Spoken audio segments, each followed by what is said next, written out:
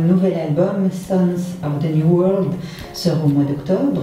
Dans quel état d'esprit avez-vous composé cet album qui visiblement est très ancré dans l'actualité et la réalité?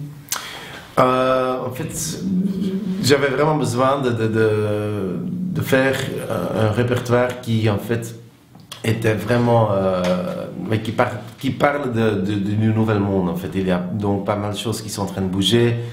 Par exemple, quand on voit la révolution arabe ou tout ce qui a été passé au Japon, en fait, Fukushima, j'ai l'impression que tout a un peu changé dans le sens que à l'époque, ça me semblait toujours très loin de chez nous, très éloigné. Et maintenant, avec les nouveaux médias, en fait, on est super proche de tous ces événements, de toutes ces choses qui passent dans le monde entier. Mais qui est un album pas du tout déprimant, un album très positif, très rythmé. Oui, j'ai appelé en fait l'album The Sons of the New World, donc la nouvelle génération, virgule, Sign of Hope. Donc un signe d'espoir, parce que je crois vraiment que la génération de jeunes, ils ont beaucoup moins de limites que ma génération, quand j'avais encore 20 ans, disons.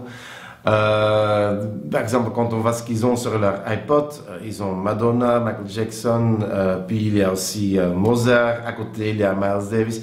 Donc ils ont vraiment beaucoup moins, disons, le sentiment qu'ils doivent se limiter dans un certain espace, quoi. Vous avez aussi composé votre deuxième concerto pour piano et orchestre, puisque vous travaillez avec le Brussels Orchestra à Flagey.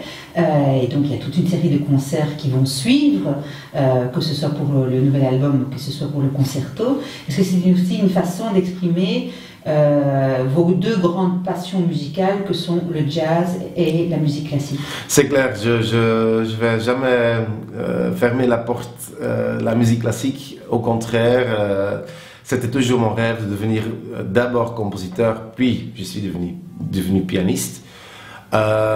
Mais pour moi, le piano, en fait, c'est comme un orchestre symphonique. Et donc, oui, quand on a la chance de composer un morceau pour un vrai orchestre symphonique, oui, il faut pas, je réfléchis pas, quoi. Je veux dire, oui, c'est clair que je vais faire ça. Il se fait qu'en collaborant depuis un certain temps avec le Brussels Orchestra, vous avez connu, et c'est une grande surprise, la très belle aventure de The Artist. D'abord, il y avait personne qui avait pensé que ce film-là pouvait se lancer la manière qu'il a fait, en fait.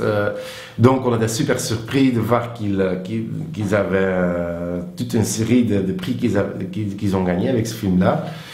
Oui, et ça a ouvert quelques portes, c'est clair. Je crois qu'en Hollywood, ils ont découvert le Brussels Jazz Orchestra et puis aussi donc, le Brussels Philharmonic. Jeffner, qu'est-ce qui est essentiel pour vous? Pour moi, ce qui est essentiel, c'est en fait ce qui est essentiel à mon avis pour tout le monde, c'est d'être heureux, d'avoir la famille, des amis, l'amour partagé, être là pour les autres. Ça, c'est l'essentiel.